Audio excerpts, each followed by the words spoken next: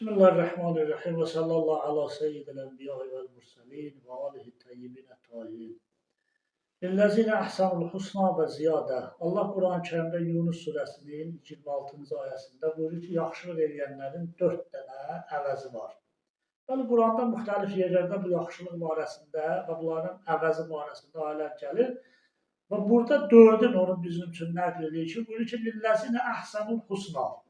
Onlar ki, yaxşılıq elədilər, husna, onun yaxşılığın müqabilində Allah onlara yaxşılıq verəcək. Və Quran da buyurdu, həl cəzaul ihsanı illəl ihsan. Ay, yaxşılığın əvəzi məgər yaxşılıq deyilmi? Və ziyadətun, Allah buyurur, bunların elədiyi yaxşılığın əvəzi yaxşılıq veriləcək və əlavə artıq da veriləcək.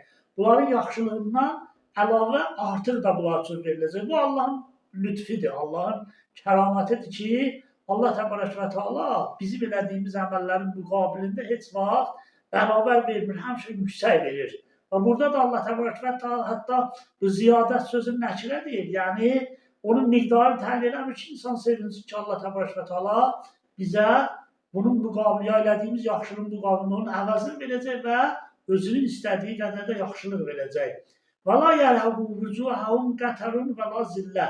Və bu insanların, yaxşılıq edən insanların dünyada və axirətdə üzləri nə qəm qüssə görəcəklər, nə də zəlalət. Bunlar heç vaxt silməyəcəklər, insanlar arasında əskilməyəcəklər və özlərinin də bunların üzünə qəm qüssə olmayacaq.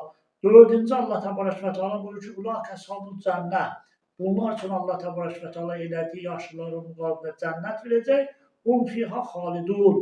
Bəs bunlar orada əbədidirlər. O da Həzrət Əleyhisselam deyir ki, insan iki şeyə görə yaxşılıq eləməlidir. Ya qarşındakı insan o yaxşılığa layiqdir, sən ona yaxşılıq eləməlisən.